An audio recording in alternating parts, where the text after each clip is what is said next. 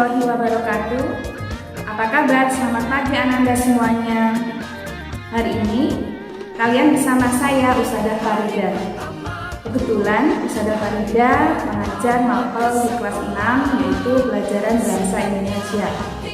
Sebelum kita memulai pelajaran, Ustadzah ingin memastikan terlebih dahulu apakah kalian sudah mandi, sudah sarapan, dan memakai seragam dengan rapi. Saya harap kalian, walaupun kita belajar di rumah saja lewat online, harapannya kalian tetap disiplin dan seperti ketika dulu kalian berangkat sekolah, pakai seragam, sudah mandi, sudah sarapan. Sebelum kita memulai pelajaran pagi hari ini, ada baiknya kita berdoa terlebih dahulu ya. Sikap berdoa. Mulai. Selesai. Ananda sekalian, di kelas 6 bahasa Indonesia kita kebetulan tahun ini memakai buku seperti ini, yaitu buku ESPS terbitan dari Erlangga. Buku ini terdiri dari 9 tema. Itu adalah materi kita selama 1 tahun. Namun, untuk semester 1, kita hanya mempelajari tema 1 sampai tema 5. Dan Ustadzah harap nanti ketika kalian mempelajari bahasa Indonesia bersama Ustadzah, yang pertama, kalian disiplin, ya. Kalian memperhatikan dengan seksama materi apa saja yang Ustadzah berikan. Kemudian yang kedua, Ustadzah harap ketika nanti ada tugas, kalian mengerjakannya tepat waktu. Nah, Ananda semuanya, sekarang kita masuk pelajaran tema 1. Ananda, hari ini kita akan belajar materi yang pertama adalah laporan hasil pengamatan. Kemudian yang kedua adalah kalimat utama dan yang ketiga adalah ide pokok. Pertama kita bahas adalah laporan hasil pengamatan. Laporan hasil pengamatan adalah tulisan yang dibuat berdasarkan hasil penelitian secara langsung sesuai dengan kenyataan, dengan tujuan menginformasikannya kepada orang lain. Sesuai dengan kenyataan itu berarti fakta, yaitu sesuatu yang benar-benar terjadi. Kemudian apa bagian-bagian dari teks laporan hasil pengamatan itu? Yang pertama adalah nama kegiatan.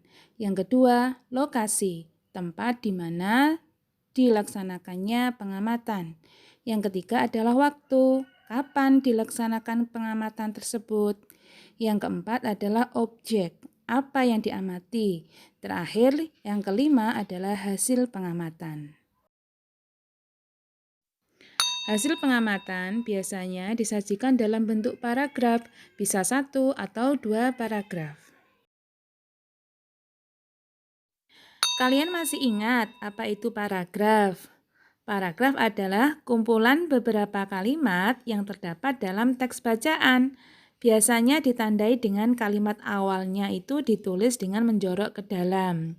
Dan perlu diingat, dalam satu paragraf biasanya terdiri atas kalimat utama dan beberapa kalimat penjelas. Coba sekarang kalian lihat halaman 4 di buku kalian. Itu adalah contoh laporan hasil pengamatan. Pada bagian hasil pengamatan disajikan dalam bentuk paragraf. Kebetulan ini ada 2 paragraf.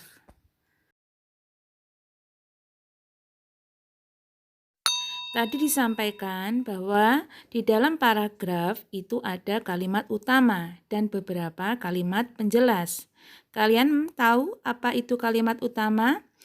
Yaitu kalimat yang memuat inti atau gagasan utama dalam paragraf, yang di dalamnya terdapat ide pokok. Letak kalimat utama ini bisa di awal, di akhir, atau di awal dan di akhir paragraf. Sekarang kita belajar cara menentukan kalimat utama dalam paragraf. Langkah yang pertama adalah baca teks paragraf tersebut dengan seksama dan teliti. Kemudian setelah membacanya, perhatikan kalimat pertama dan terakhir dalam paragraf tersebut. Setelah itu, tentukan makna kalimat yang memuat ide pokok.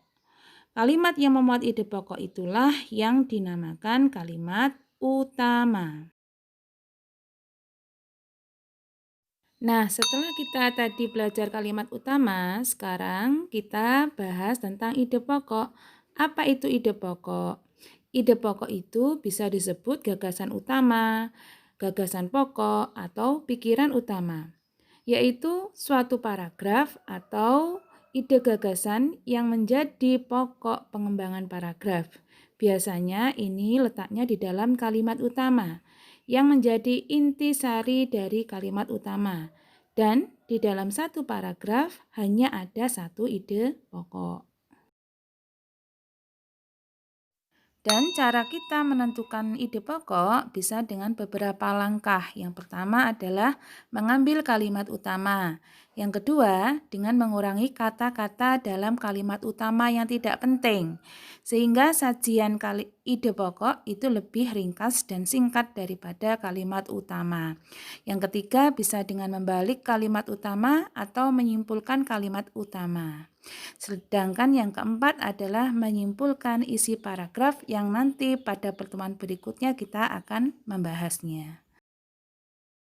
Agar lebih paham, mari kita berlatih dalam menentukan kalimat utama dan ide pokok dengan cara kalian baca dahulu paragraf berikut ini dengan seksama dan teliti. Kemudian tentukan kalimat utama dan ide pokok pada paragraf tersebut. Sudah ya, sekarang kita cocokkan jawaban kalian dengan jawaban Ustadzah. Kalimat utamanya berbunyi, kebun binatang Ragunan memiliki beragam spesies hewan yang dirawat di sana, seperti reptil, unggas, mamalia, dan primata. Itu kalimat utama. Sedangkan ide pokoknya lebih ringkas, yaitu kebun binatang Ragunan memiliki beragam spesies. Itulah jawabannya. Dah, agar lebih paham, sekarang tugas kalian adalah membaca buku ESPS halaman 1 sampai 11. Dibaca dengan teliti dan seksama. Kemudian difahami ya. Ya, demikian pelajaran bahasa Indonesia hari ini. Semoga kalian bisa memahaminya dengan baik. Sekian pelajaran kita hari ini. Kita akhiri dengan bacaan hamdalah. Alhamdulillahi Rabbil Alamin. Kurang lebihnya Ustazah mohon maaf. Wassalamualaikum.